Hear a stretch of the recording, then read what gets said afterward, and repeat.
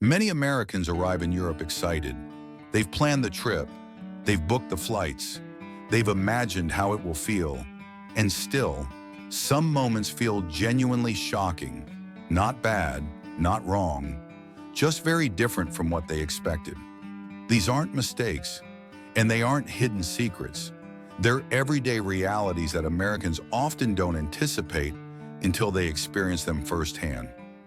I'm European. I've lived here my entire life, and I've watched Americans react to the same moments again and again.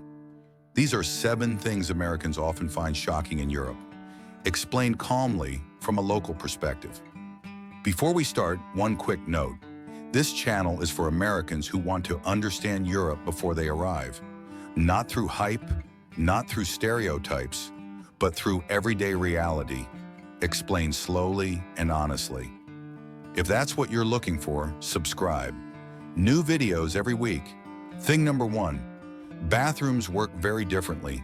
This surprises many Americans almost immediately. Public restrooms aren't always free. Sometimes you pay, sometimes you need coins, sometimes there's an attendant sitting quietly outside. And restrooms aren't everywhere. You won't find one in every store, every cafe, or every public building. For Americans, this can feel unexpected, even stressful, especially when you're walking through a city and suddenly realize you really need one. In Europe, bathrooms are treated as a maintained service.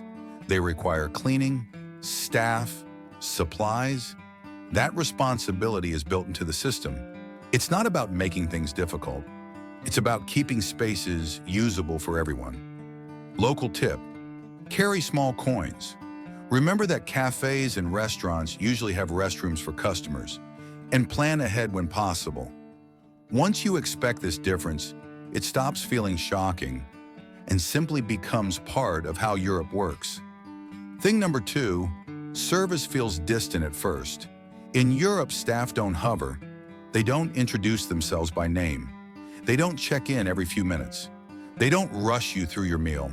For Americans, this can feel like poor service, sometimes even uncomfortable.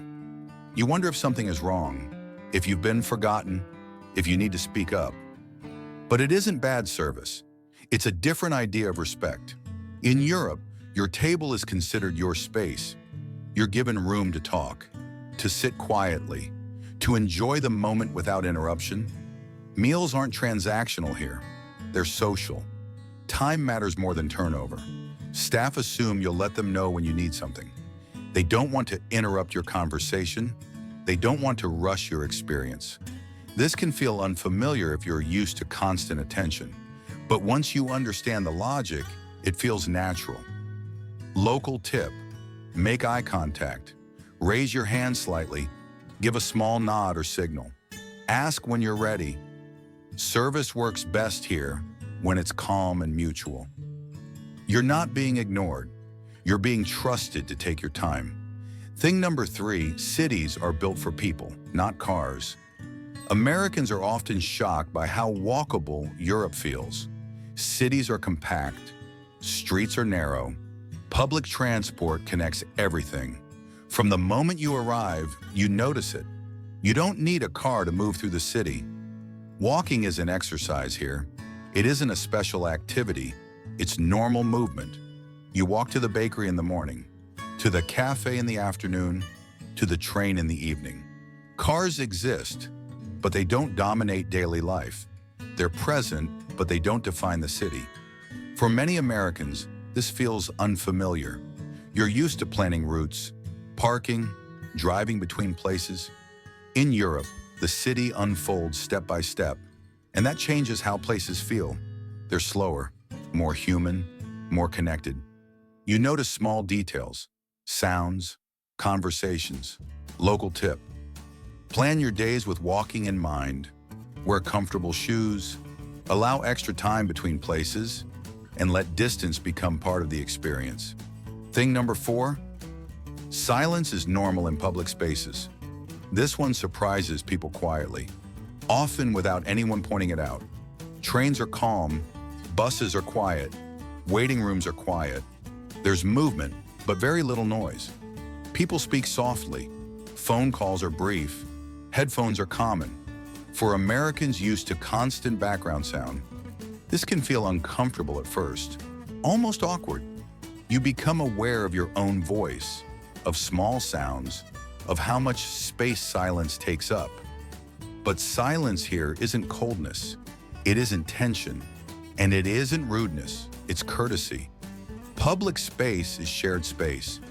People try not to impose their conversations, emotions, or personal moments on everyone else around them. Quiet is a form of respect. Local tip: lower your voice. Keep calls short. Pause before speaking loudly. Match the volume around you. When you do, you'll blend in immediately, without having to think about it. Thing number 5, rules are followed even when no one is watching. In many European countries, rules are taken seriously, not aggressively, not loudly, quietly. You don't see constant enforcement. You don't hear arguments. People simply follow the system. They wait for green lights, even when the street is empty. They respect signs, they follow markings. They move in predictable ways. For Americans, this can feel excessive. You might wonder why people don't just cross, why no one bends the rules when it seems harmless. But this isn't about control, it's about trust. There's an assumption that everyone plays their part, that shared spaces work better when rules are respected consistently, not only when someone is watching. That quiet agreement keeps daily life running smoothly. Local tip: observe before acting. Watch how people move, how they wait, how they follow signals. When in doubt, do what locals do. It's the easiest way to fit in without thinking about it. Thing number 6, conversations stay private longer. Europeans often draw a clear line between public and private life. There's a natural boundary that isn't crossed immediately. Strangers don't overshare. Small talk is minimal. Personal stories come later. At first, interactions can feel polite, but reserved. For Americans, this can feel distant. You might wonder if people are uninterested or emotionally closed off. They aren't. Relationships simply develop more slowly. Trust is built over time, through consistency, through shared moments, through respect. Once that trust exists, connections change. Conversations become deeper. Opinions are shared more openly. Relationships feel solid and meaningful.